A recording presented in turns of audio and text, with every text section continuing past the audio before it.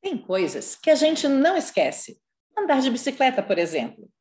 Mas já aconteceu de você encontrar uma pessoa e não lembrar o nome dela? Ou de não lembrar onde você deixou a chave do carro? Ou tentar lembrar o nome de um filme? E você lembra de tudo, menos desse nome? E aí a gente fica puxando pelas dicas. É aquele que ganhou o Oscar. Calma. Se você é um ser humano, pesquisas mostram que ter até 5 esquecimentos por dia pode ser normal. A memória é a forma como o cérebro adquire, armazena e resgata informações. E é uma das funções mais complexas do organismo. Ainda falta muito para a ciência explicar.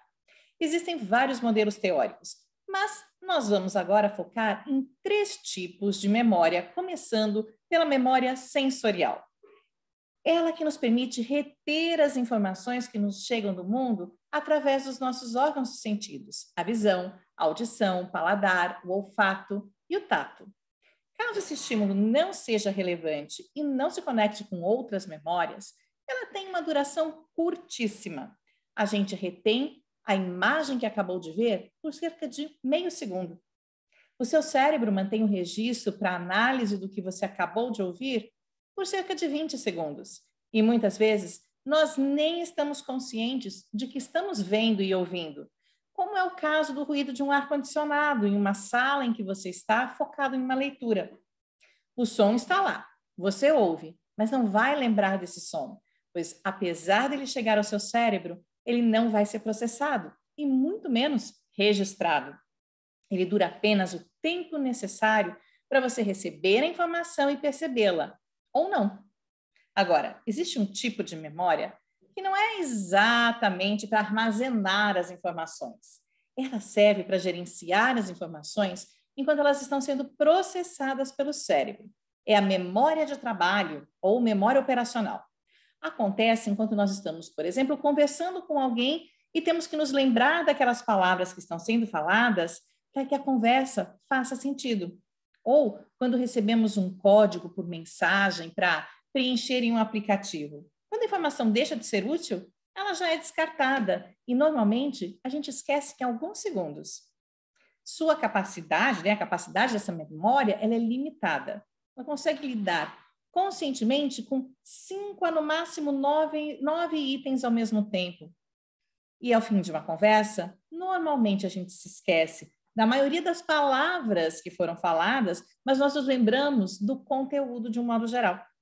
É claro que pode acontecer de nós não nos esquecermos da informação. Isso depende da nossa motivação em lembrar daquela informação. Portanto, se for algo do nosso interesse, nós podemos transformá-la numa memória de longo prazo. Essa memória de longa duração, ela armazena incontáveis informações por muito tempo, por meses, por anos, até mesmo pela vida toda, principalmente quando elas nos interessam, quando foram situações repetidas várias vezes ou quando tem uma emoção associada. Nós podemos dividir a memória de longa duração em 2 tipos.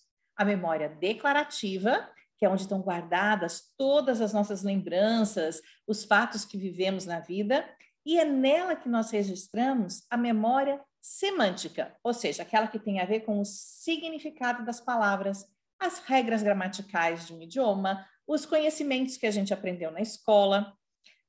O outro tipo de memória de longa duração é a memória implícita, que tem tudo a ver com o que a gente aprende a fazer. Andar de bicicleta, abrir uma torneira, desenhar, simplesmente sabemos fazer e fazemos. Mas qual a diferença entre esses tipos de memória?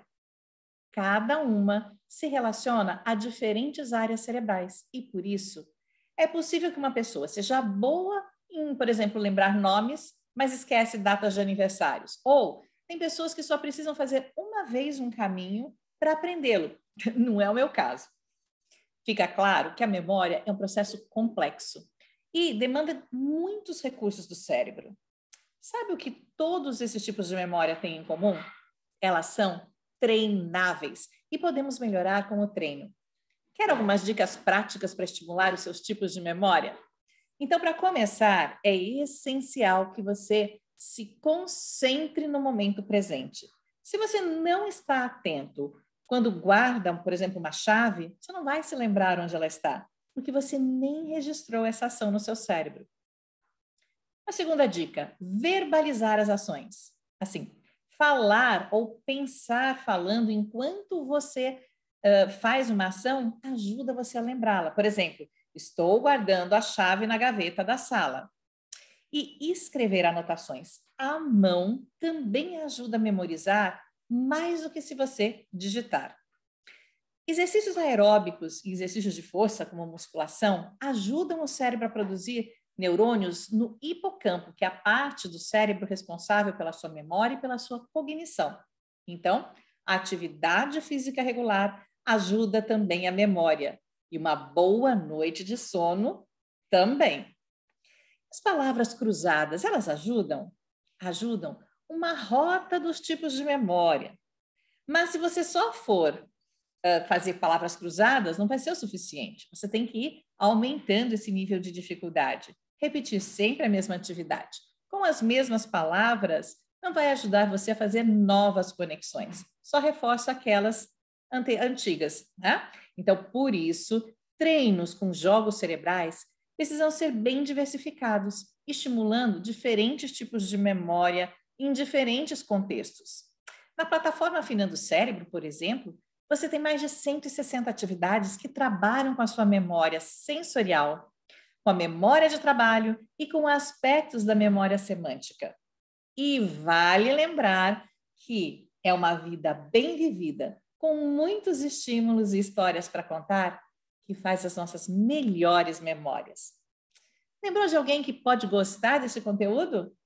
Então, compartilhe e deixe aqui a sua curtida. Melhor ainda, se depois vocês conversarem sobre o tema. Afinal, a repetição ajuda a fortalecer as nossas memórias. Até a próxima!